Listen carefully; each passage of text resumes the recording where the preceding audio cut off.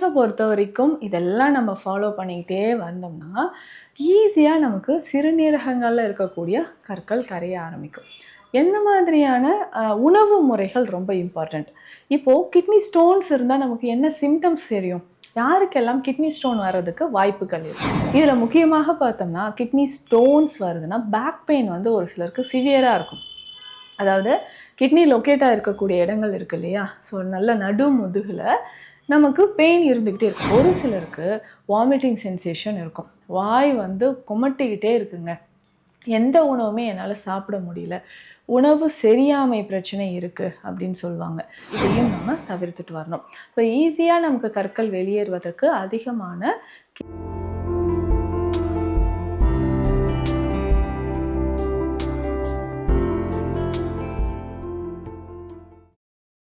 வரம் நேயர்களுக்கு வணக்கம். Doctor Nithya, Siddha physician. சிறுநீரக கற்கள், ஸோ இந்த கிட்னி ஸ்டோன் ப்ராப்ளம் நிறைய பேருக்கு இருக்கும். கிட்னியில் ஸ்டோன்ஸ் இருந்தால் எந்த மாதிரியான சிம்டம்ஸ் வந்து நமக்கு தெரிய ஆரம்பிக்கும். ஸோ ஸ்டோன்ஸை பொறுத்த வரைக்கும் இதெல்லாம் நம்ம ஃபாலோ பண்ணிக்கிட்டே வந்தோம்னா ஈஸியாக நமக்கு சிறுநீரகங்களில் இருக்கக்கூடிய கற்கள் கரைய ஆரம்பிக்கும். எந்த மாதிரியான உணவு முறைகள் ரொம்ப இம்பார்ட்டண்ட்.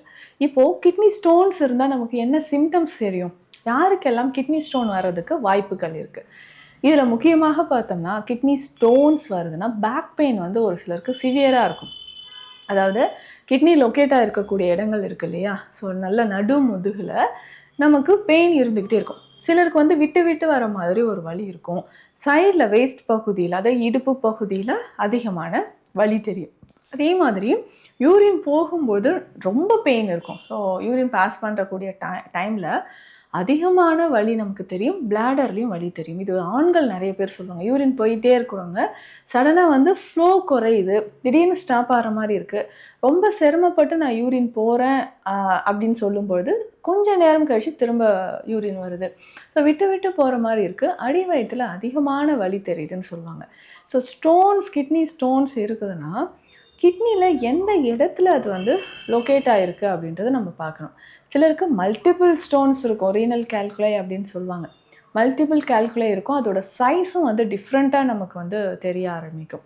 இந்த மல்டிபிள் கால்குலையை நம்ம வந்து சைஸ் பேஸ் பண்ணி தான் நம்ம வந்து சிகிச்சைகளோ இல்லை உணவு முறைகளோ நம்ம ஃபாலோ பண்ணிக்கிட்டே வரணும். ஸோ இப்போ மல்டிபிள் கால்குலை இருக்கும்போது பெயினும் நமக்கு சிவியராக இருக்கும். அதே மாதிரி அது வந்து யுரித்ராவில் இறங்கி இருக்கா, அது வந்து கிட்னிலேருந்து பிளாடருக்கு வரக்கூடிய டியூப்பில் இடையில எங்கேயாவது நமக்கு அப்ஸ்ட்ரக்ஷனாக இது வந்து இருக்க வாய்ப்பு இருக்குது, தடை ஏற்படும். ஸோ அப்போது நமக்கு ரீனல் எடிமா அப்படின்ற ஒரு கண்டிஷன் இருக்கும், அதாவது சிறுநீரகங்களில் நீர் கோர்த்த மாதிரி ஒரு நிலை ஏற்படும். ஸோ இது நிறைய பேருக்கு பிளாடரில் அந்த கற்கள் வந்து சேரும்பொழுது இன்ஃபெக்ஷன் அதிகமாகவே ஏற்பட வாய்ப்புகள் இருக்குது. ஒரு சிலருக்கு இதனோடு சேர்ந்து ஆண்களுக்கு ப்ரோஸ்டேட் கிளாண்ட் என்லார்ஜ்மெண்ட் அப்படின்னு சொல்லுவோம். ஸோ ப்ரோஸ்டேட் கிளாண்டில் நிறைய பேருக்கு ஒரு வீக்கம் ஏற்படுது. ஸோ ப்ரோஸ்டேட் கிளாண்டில் வீக்கம் ஏற்படும்போது கொஞ்சம் கொஞ்சமாக நமக்கு அதற்கான பாதிப்புகளும் வர ஆரம்பிக்கும். ஸோ நமக்கு வந்து கிட்னியில் கால்குலை, ரீனல் கால்குலை இருந்ததுன்னா, கிட்னி ஸ்டோன்ஸ் இருந்ததுன்னா இந்த மாதிரியான அசௌகரியங்கள் ஏற்படும். ஒரு சிலருக்கு வாமிட்டிங் சென்சேஷன் இருக்கும், வாய் வந்து குமட்டிக்கிட்டே இருக்குங்க, எந்த உணவுமே என்னால் சாப்பிட முடியல, உணவு சரியாமை பிரச்சனை இருக்குது அப்படின்னு சொல்லுவாங்க. ஸோ யூரின் போகும்போது, மோஷன் போகும்போது ஆனஸில் எரிச்சல் இருக்கிறது, நிறைய பேருக்கு லூஸ் மோஷன் ஆகிறதுக்கும் வாய்ப்புகள் இருக்குது. கால் பாத எரிச்சலோ கால் வீக்கம் ஏற்படவோ வாய்ப்புகள் இருக்குது.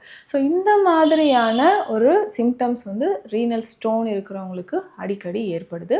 ஸோ இதை நம்ம எப்படி சரி செய்யலாம்? ஒரு சிலர் வந்து எனக்கு ரீனல் ஸ்டோன் இருந்ததுங்க, அது வந்து சரி பண்ணிட்டேன், இருந்தாலும் 2-3 வருடங்கள் ஆகுது, திரும்பவும் எனக்கு வருது அப்படின்னு சொல்லுவாங்க.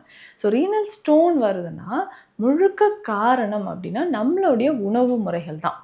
ஸோ உணவு முறைகளில் நம்ம சரியான ஒரு உணவு முறை, நீர்ச்சத்து இல்லாத உணவு முறைகள், அதிகமாக கால்சியம் இருக்கக்கூடிய, கொழுப்பு சத்துகள் நிறைந்திருக்கக்கூடிய உணவுகளை அதிகமாக நம்ம பயன்படுத்தும் பொழுது ஸ்டோன்ஸ் உருவாக வாய்ப்புகள் இருக்குது, ரீனல் ஸ்டோன்ஸ் வந்து உருவாக வாய்ப்புகள் இருக்குது.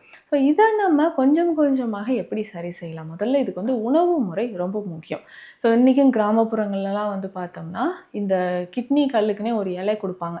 ஸோ அது காலையில் 5 நாளோ 3 நாளோ எம்டி ஸ்டொமக்கில் சாப்பிட்டுக்கிட்டே வந்தால் கிட்னி ஸ்டோன் வந்து சரியாயிடும். அதுதான் ரணகல்லி இலை அப்படின்னு சொல்லுவோம்.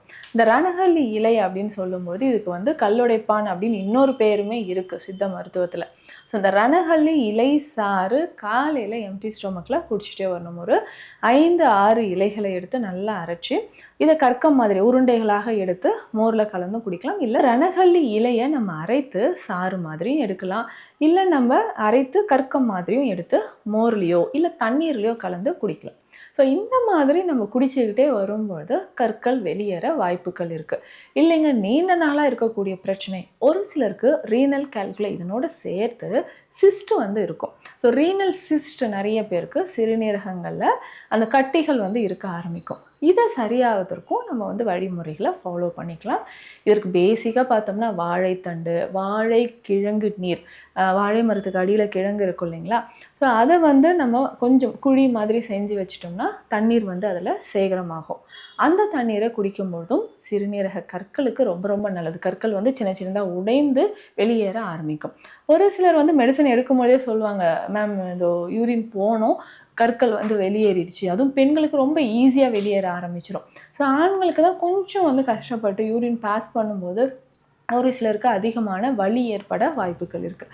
அப்போ சரியான அளவுக்கு மெடிசின்ஸ் எடுக்கும்போது கொஞ்சம் கொஞ்சமாக கற்கள் வெளியேற ஆரம்பிக்கும்.